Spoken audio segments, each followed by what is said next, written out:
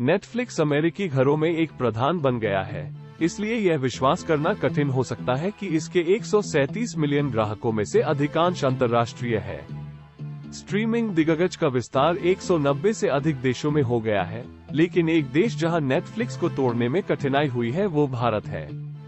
Netflix और Amazon prime video दोनों को 2016 में भारत में लॉन्च किया गया था, जिसका श्रेय मोबाइल डेटा की कीमतों में भारी गिरावट को जाता है। स्ट्रीमिंग सेवाएं, जिन्हें कभी एक लग्जरी माना जाता था, अचानक भारतीयों के लिए अधिक आकर्षक हो गई। भारत अब चीन के बाद दुनिया का दूसरा सबसे बड़ा इंटरनेट बाजार है। पिछले 3.5 वर्षों में 35 से अधिक विभिन्न स्ट्रीमिंग सेवाओं ने भारत में अपने व्यवसायों को लॉन्च या विस्तारित किया है।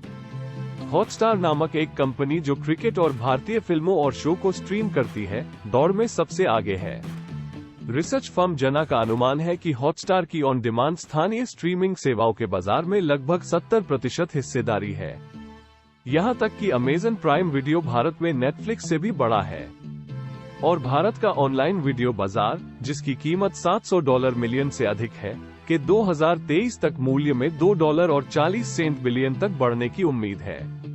लेकिन विश्लेषकों के मुताबिक नेटफ्लिक्स उस पाई का एक बड़ा हिस्सा नहीं हड़प रहा है।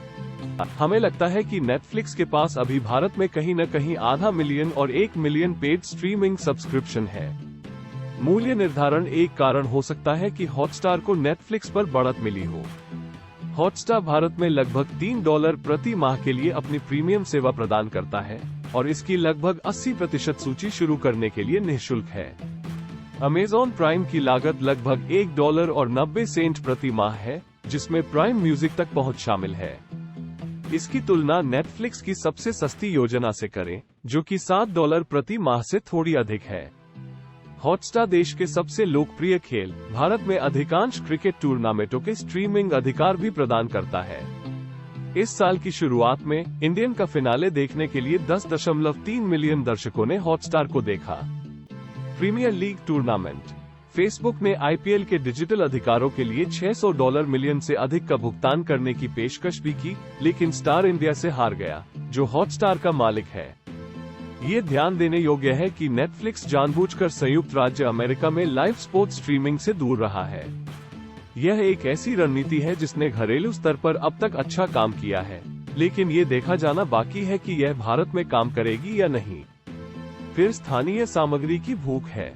यहाँ फिर से हॉटस्टार को एक फायदा है, क्योंकि यह क्षेत्रीय भाषाओं में शो प्रदान करने में सक्षम है, जिसे वो अपनी मूल कंपनी स्टार इंडिया द्वारा संचालित चैनलों से उधार लेता है। लेकिन नेटफ्लिक्स ने इस मान पर ध्यान दिया है। हम अंग्रेजी से परे हिंदी में और फिर कई और भाषाओं में विस्तार करेंगे। अधिक मूल्य निर्धारण विकल्प, अधिक बंडलिंग, ये सभी चीजें संभव है। हम इसे एक बार में 1 मिलियन लेंगे और यह पता लगाएंगे कि जैसे जैसे हम बढ़ते हैं, बाजार का विस्तार कैसे किया जाए।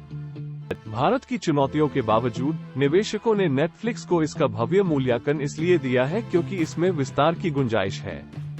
यह एक जबरदस्त विकास की कहानी रही है और यह एक भयानक वैश्विक विकास की कहानी बनी रहेगी, क्योंकि वे एशिया, भारत और कुछ अंतर्राष्ट्रीय बाजारों में विस्तार कर रहे हैं।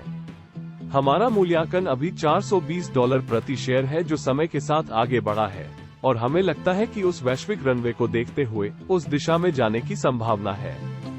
नेटफ्लिक्स को अपनी उपस्थिति बनाने में समय लगेगा। हमने आमतौर पर ऐतिहासिक रूप से देखा है कि नेटफ्लिक्स को 10% घरेलू ब्रॉडबैंड पैठ हासिल करने में लगभग 3 साल लग जाते हैं।